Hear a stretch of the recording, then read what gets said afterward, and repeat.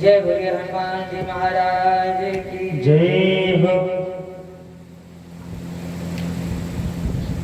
कल हमारी भी चर्चा चली थी श्री भागवत महापुराण में मंगलाचरण की। इसके बाद श्रीमद् भागवत कथा में प्रथम वक्ता हुए जिनकी चरण वंदना की गई। यम प्रवजंत मनुपेत मपेत कृतम अगय पायनो विरह कातर आजुहाव पुत्रेति तन में तया तरवो मने दुस्तम असर्वभूत हृदयं मुनिमान तोषि। श्रीमद् भागवत कथा के प्रथम वक्ता है अजान बाबू, परमहंस अवधूत संस्कार शून्य अजान बाबू,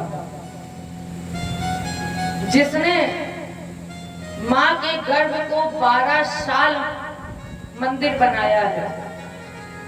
अजान बाबू माँ के गर्भ में 12 साल तक रहे हैं।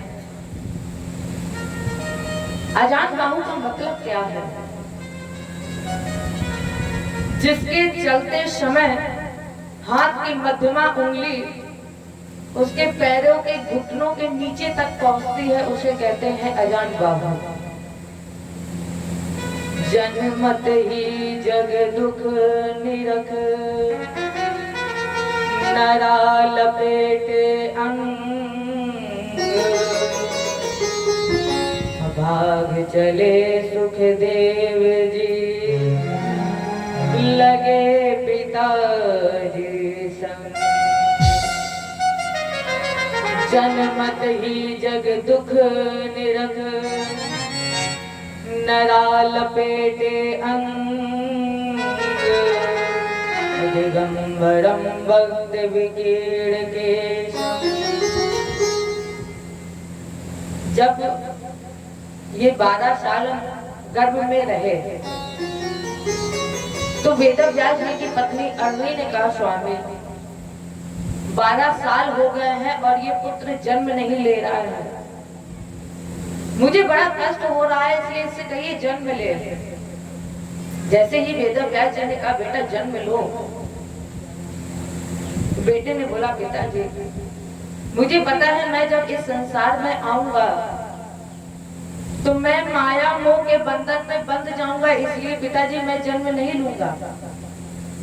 वेदव्यास जी ने कहा बेटा जन्म लो और मैं ये निश्चय करता हूँ कि तुम्हारे जन्म लेने के बाद तुम माया मोह में नहीं बंधोगे। और जैसे ही सुखदेव जी महाराज ने जन्म लिया, जन्मत ही जग दुख निरख नरा लपेटे अंग अभाव चले सुखदेव जी लगे पिताजी संग।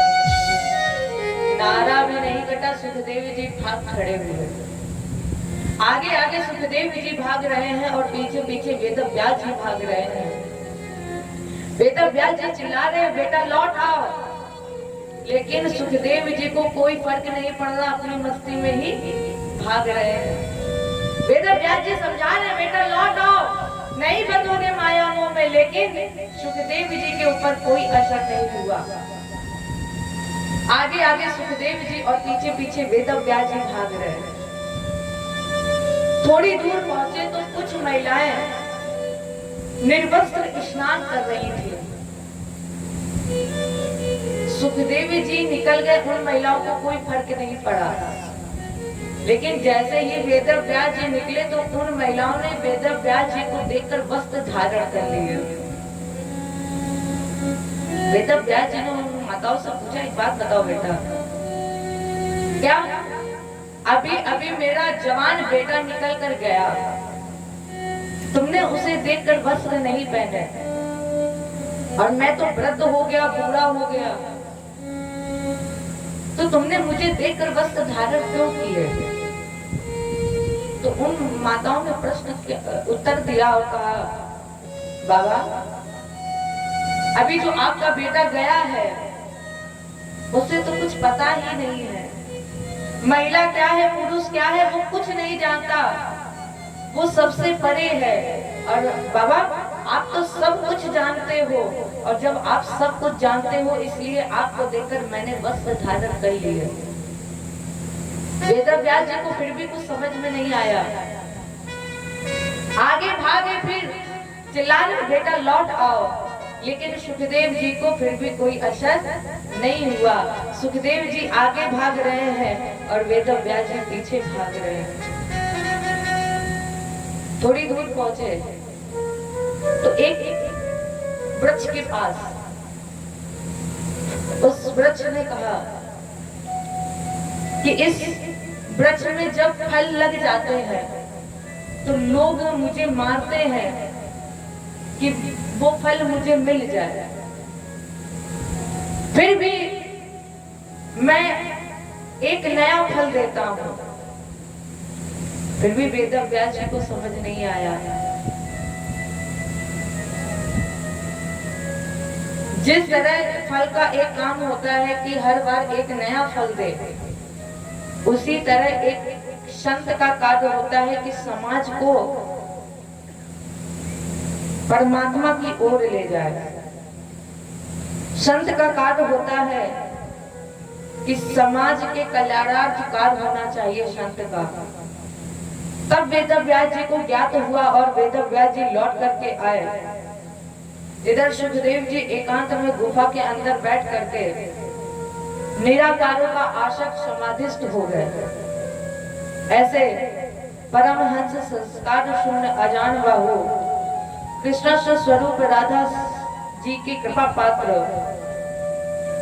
शिशुपाल परमहंस के श्री चरणों में कोटि नमन और नमस्कार। इसके बाद इस पुराण को गाने के लिए एक स्थान का चयन किया गया।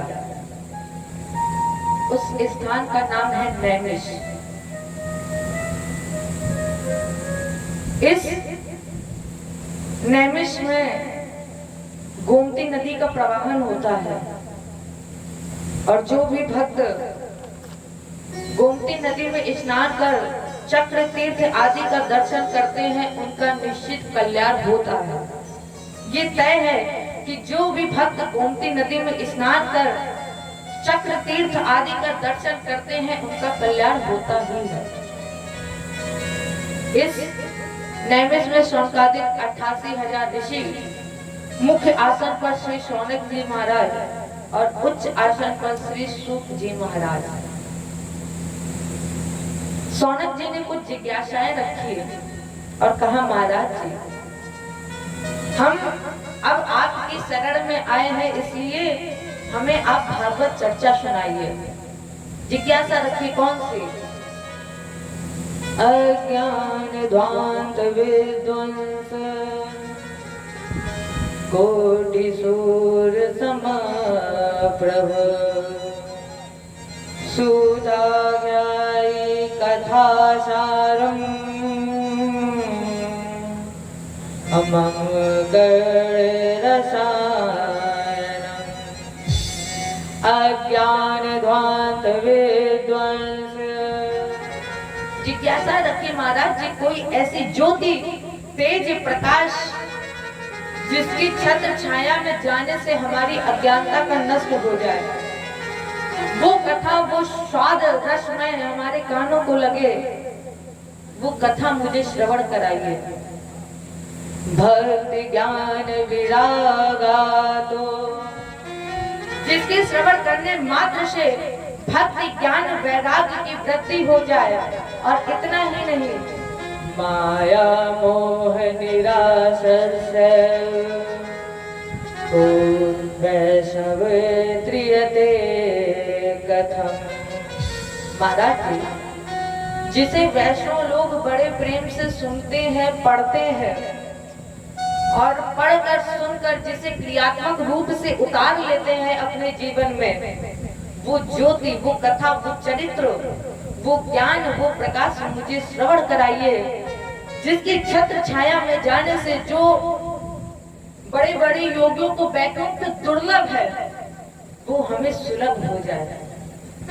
इसलिए वो कथा मुझे सुनाइए, क्योंकि कलयुग धर्म न ज्ञान विवेक। कलयुग में ना तो धर्म है, ना ज्ञान है, ना विवेक है। इसलिए महाराज जी मुझे वो कथा सुनाई है। सूत जी ने कहा, महाराज जी तुमने बहुत सुंदर प्रश्न किए हैं। ये सत्य है कि कलयुग में ना तो धर्म है, ना ज्ञान है, ना विवेक है, लेकिन जरा इसके नीचे की लाइन पढ़िए, क्या राम नाम अवलंबन एकु। इसलिए अब हम तुम्हारे सामने ज्ञान की ज्योति जलाने जा रहे हैं, जिसकी छत्र छाया में जाने से जो बड़े बड़े योगियों को वैकुंठ दुर्लभ है वो सुलभ हो जाए, जिसकी छत्र छाया में जाने से जितनी भी बीमारियां हैं वो सब दूर हो जाए। सर्व सिद्धांत, सारे सिद्धांतों का निचोड़। और वैसे भी हमारे परमात्मा से मिलने का केवल एक ही साधन है, वो है सत्संग, वो है भजन। जितना आप सत्संग करोगे उतना ही